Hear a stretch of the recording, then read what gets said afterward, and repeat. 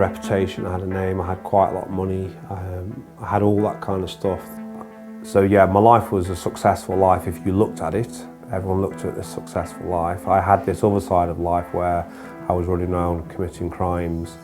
For who I was exactly where I wanted to be. But in my heart, I was really lonely as a man. And as much I tried to fill the gaps with sex and drugs and money and all that trappings of that life, my heart was still very empty. It was just an empty heart.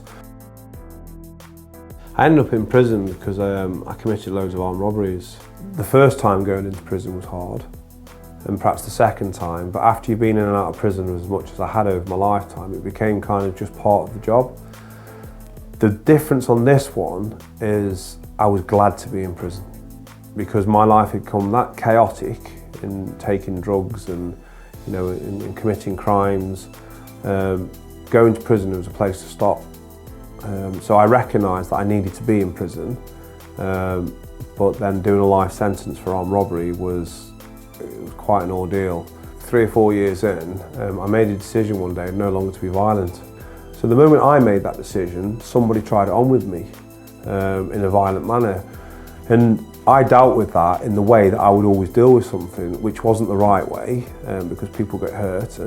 But that made me realise that I wasn't equipped for this change. And I remember saying to the prison staff that I've just done that because I'm vulnerable.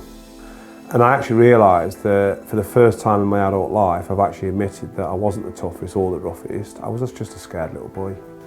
They were going to ship me out into a higher security prison, etc., etc. And loads of things happened, but I tried to kill myself. I came to a place where who I looked at in the mirror, I didn't like. I didn't want to be that person at all, but I didn't know how to change. There was no one around me that was different. We were all the same.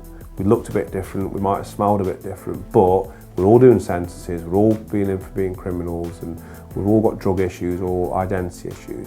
So I couldn't actually find someone to follow, to model myself on. A priest walked into my cell one day and gave me a Gideon Bible, and that changed my life. But what I did is I threw the Bible down on the floor in the segregation unit, and I turned around and said, God, I know that you are true, you need to show me. And 4 days later, I was shipped to another prison called Dovegate Prison, and being in Dovegate Prison was where I just completely changed my life. Another prisoner led me to the Lord. And over an 8-year period in that prison, 1,000 men got saved, 250 people got baptised. One of the things about being in prison is you start to see the need. And the need in my case was what's going to happen to me next. So I asked God a very serious question. Lord, why are these men getting saved and transforming the prison that they're in? Then they go out of prison and they come back in. And I realised is the church doesn't know how to receive them. God just gave me a vision to help men walk out of prison. And probably help 25 to 30 men a year now. I now understand that the same problems men have got in prison and coming out of prison are the same problems men have got in church and in the pub and in the factories. It's the same. It's identity, feeling isolated. What is my purpose? Where's my position? It's all the stuff that men actually go through but they don't talk about. If you've got a good group of people around you and you love them and trust them, they will help correct you. One of the things in my life is that I never felt accepted. I didn't feel part of, I didn't feel loved. I felt very isolated by the lonely.